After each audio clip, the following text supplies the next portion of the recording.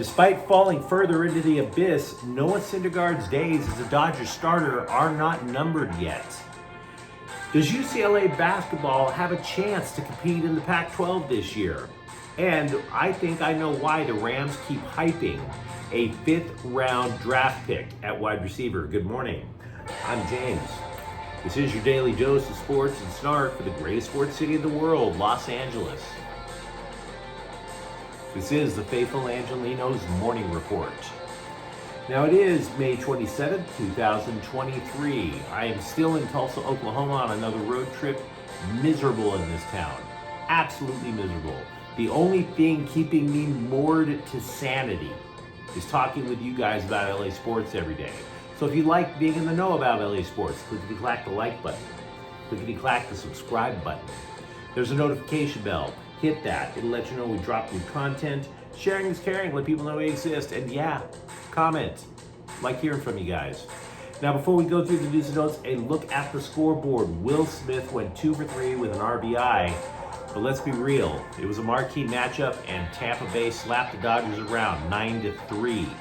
Noah Syndergaard falls to 1-4. Now, the Dodgers are still a game and a half in first place in the NL West, but we have got to talk more about Syndergaard in a couple of minutes. Meanwhile, today, Dodgers are still in Tampa, 1 o'clock start. Clayton Kershaw, 6-4. Tyler Glasnow is making a season debut for the Rays. It is Galaxy game day. Charlotte is in town to play LA at 7:30. The Galaxy have won the only match in the series versus Charlotte. Charlotte's only in its second year of existence. And the Sparks are in Las Vegas at 6 o'clock. LA lost to the WNBA champs like 2 days ago. But we've got to get back to Syndergaard. The guy who was once known as Thor, right? The New York press just adored everything this guy did with the big old whipping long blonde hair. They thought he could have been a double in a Marvel movie with the way he looked.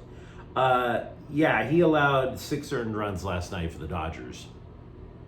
His ERA is swelled to 6.27. And Dave Roberts, he did not paint the rosiest of pictures either for him or with him on the mound for the Dodgers in the near future, because he says there are no immediate internal options right now. In other words, he knows Syndergaard is stinking up the joint. The Dodgers basically sent him down to the minors and juggled their pitching staff a couple of weeks ago so that Syndergaard could try to work some kinks out in his windup. It just hasn't happened. His mechanics apparently, they don't even necessarily know what the problem is, right? This is a guy who used to clear 100 miles an hour. He's maybe mid-90s on a good day right now. But even though he's still mid-90s, still seems like a pretty hard pitch to hit. It's a very hittable 95 miles an hour. So according to Dave Roberts, quote, "We've got to continue to run him out there and expect better results."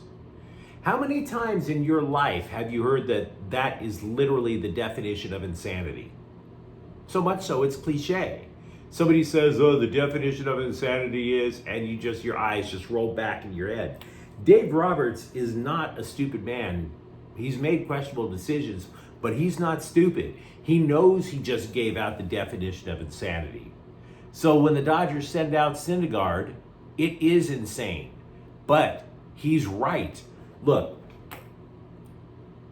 the idea of trading for a starting pitcher right now is foolish. We don't know if any starting pitchers are available at all right now, let alone an ace to go open up your minor league system. And on top of that, look at everybody else who's injured right now. Julio Urias, Ryan Pepio, Dustin May, Michael Grove, out, and out. So now you keep delving deeper into a farm system. The Dodgers have had 3 people make their major league debuts this year, and 7 rookies overall come up to the big club. At some point, you have to sit there and go, should we really dig that deep into our minor league system? The unfortunate thing for the Dodgers right now is that just like Trace Thompson is an automatic out, Noah Syndergaard is about as close to an automatic L as you can get for the Dodgers. And that's unfortunate. But the weird thing is this imperfect, incomplete team is still winning games and winning series overall. So there's that for you. Clayton Kershaw is back, and considering what we just said about Syndergaard, it's not a moment too soon. Kershaw was gone to grieve the recent passing of his mother. Also, Julio Urias, we mentioned him earlier, he is scheduled to throw off a mound today as part of his rehab. He's been out for a while with a strained hamstring. The Dodgers also claimed Zach Birdy off of waivers from Tampa Bay.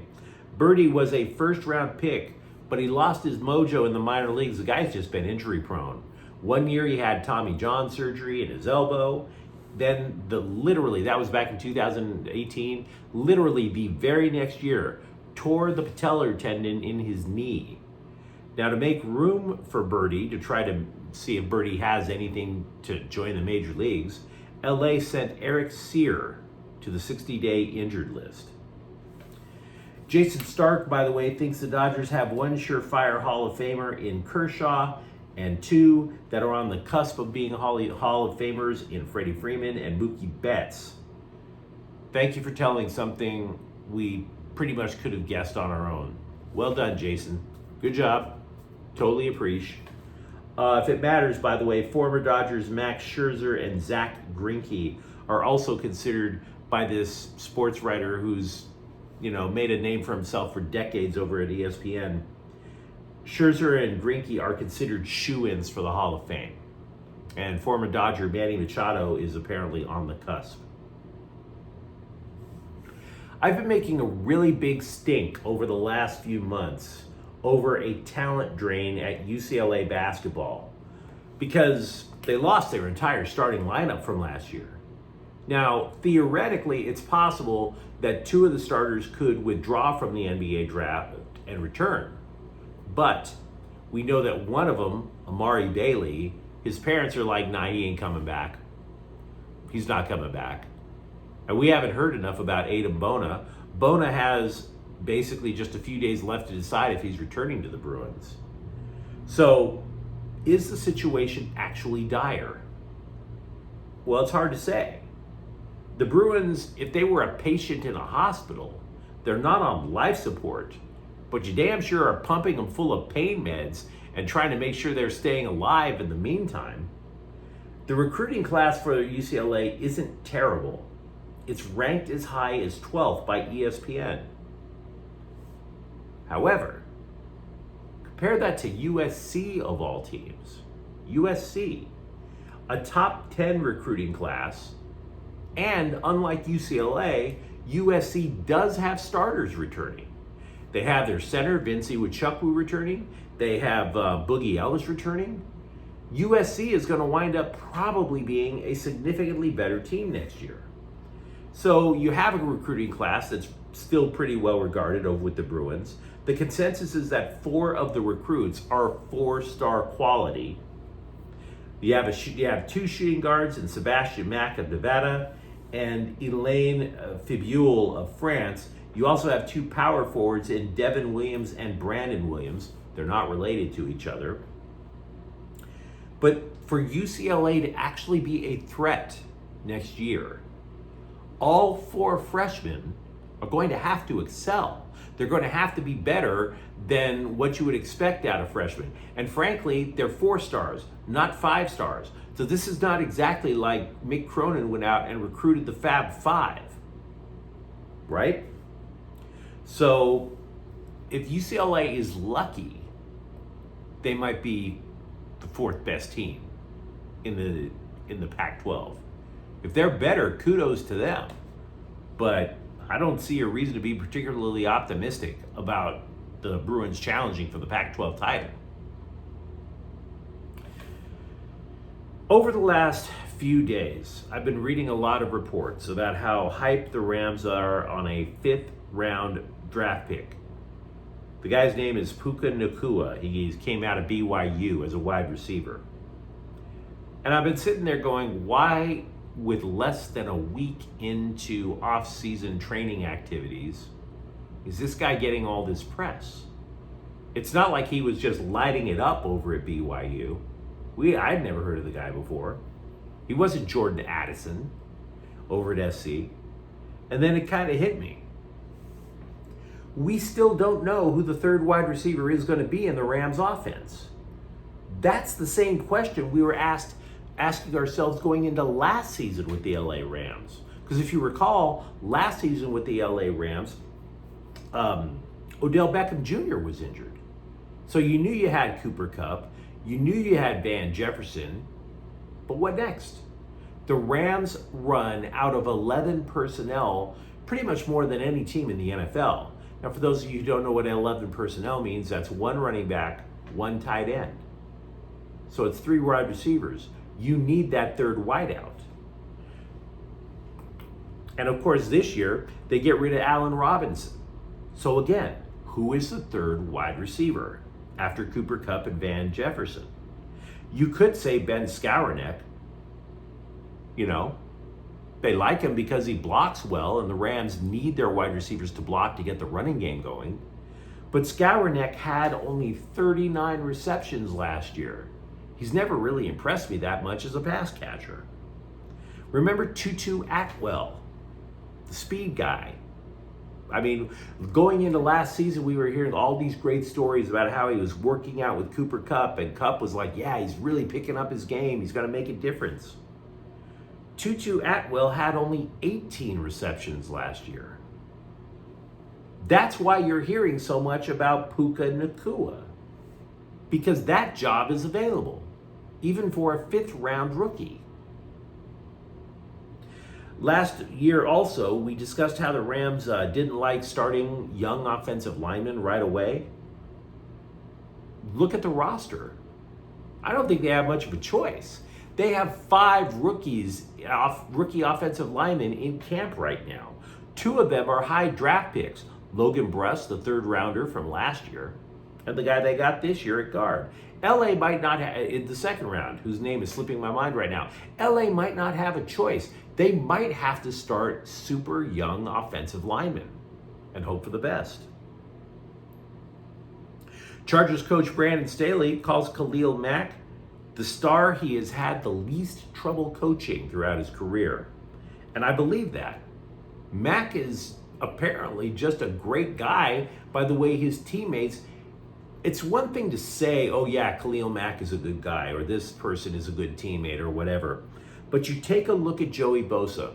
Joey Bosa's been in the NFL. This is going to be his 8th year. He never attends off-season training activities.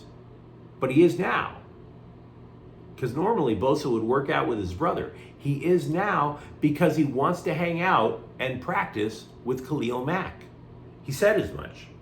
Staley said Mack, by the way, did not have the year that he wanted, and the dude still had 8.5 sacks. When the Chargers acquired Mack to go along with Bosa as twin outside rushers, the idea that both of them were going to be a holy terror, because you can't block both of them. You can't. Good luck with that. So because of that, Staley is predicting big things from Mack this year. Because Mack and Bosa, on the plane ride back from Jacksonville, if you remember, the Chargers season ended when they were upset with a terrible second half against the Jaguars. Mack said that he and Bosa talked a lot about what they would need to do in the offseason because that loss stung them. Mack said that the two were, quote, not even close, unquote, to reaching their potential back in 2022. So if they stay healthy, there's clearly some inspiration going on over at Chargers camp. But you let me know what you think in the comments thread, not only about the Chargers, but about Noah Syndergaard, about what you think the Rams are going to do with third wide receiver and all that other good stuff, because there's always good stuff to talk about with LA Sports. If you enjoyed talking LA Sports with me, don't forget to subscribe to Faithful Angelenos, because that's what we do every day. Thank you for watching. I'm James. We'll be back later tonight with a rapid recap of Galaxy Soccer. Faithful Angelenos is a Kian Corte El Queso production. Take care.